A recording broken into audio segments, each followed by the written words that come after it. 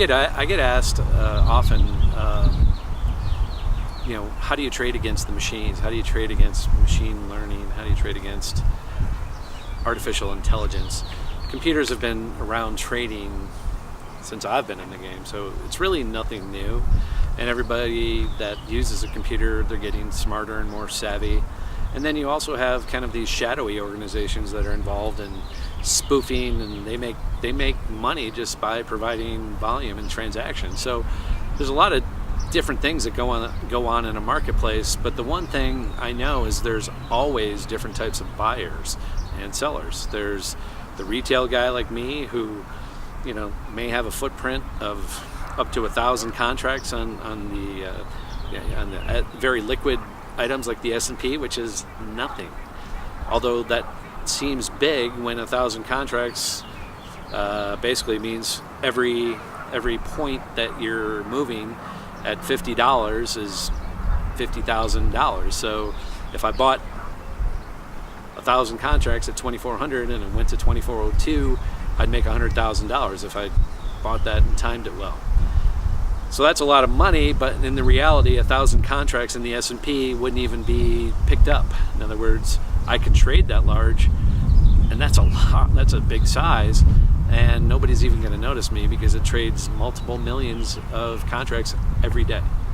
So the speculator, even though they may be small, down to one contract, can behave in that environment because it doesn't matter.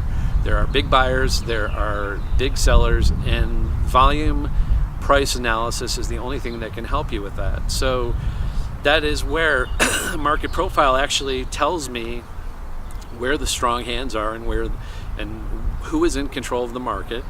I can tell that by the size of the market, what is moving the market. Is it a small trader that is being squeezed, and you can see that often by the time it moves and expires, and there's really no volume chasing a new price level, whether it's up or down. You can see that exhaustion in the way it moves to a new price, but it's not met with more fervent big buyers.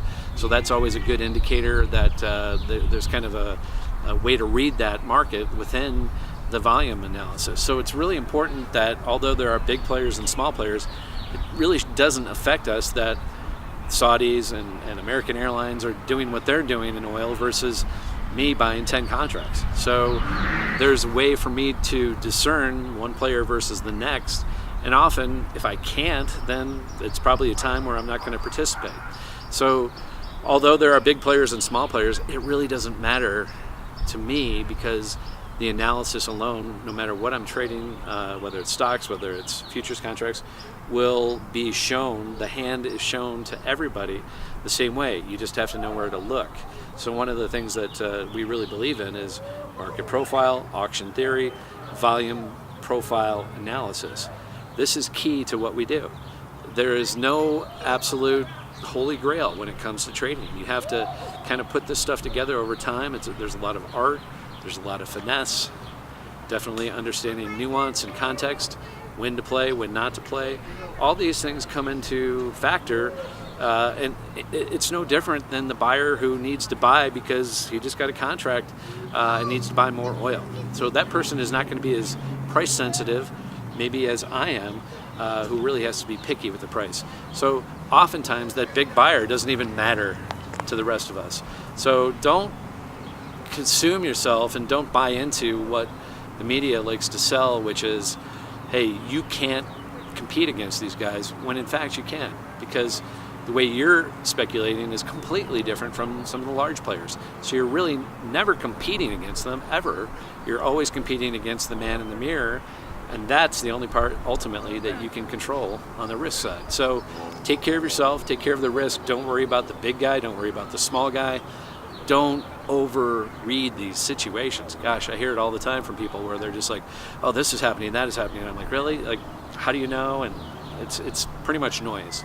So there's a lot of static. Get it out of the picture. Keep it simple. Volume profile, market profile, auction theory, all are great tools that I would recommend to help you discern the small player versus the large player. There's also a commitment of trader reports, which comes out for every single futures product that is traded in the US. So it tells you where the commercial traders, those are the people that are typically producing oil or producing soybeans, farmers. What are they doing? Are they long or are they short? That report is pretty, sometimes, although it's got a couple days delayed, it's really important to know who's doing what. And that's a way for you to also, is the big money doing what the market's doing? Sometimes they're in alignment. Oftentimes they're not, which tells you probably what's happening means the dumb money, the small money is in control, and the big money is eventually going to get their way, and the dumb money is going to get taken out of the market. So those commitment of trader reports you can get online for free from the CME every week. Find them, study them. It's another thing that you can add to your arsenal of tools. And again, don't worry and stay up all night thinking about who's buying and who's selling. It's unimportant, and it will not affect your overall performance as a trader. Never has, never will. Computers are going to come, computers are going to go, but people still program and people still trade. So at this point, we're not in a world where machines are trading against machines. If we did have such a world, it would be truly utopia. We'd have water for everybody, we'd have food for everybody. It doesn't exist yet today. When it does, then maybe the need for free markets won't be there. But until then, the need to trade is as inherent as the air we breathe. So keep trading, keep speculating, and keep setting your risk levels that are tolerable for yourself and for your portfolio.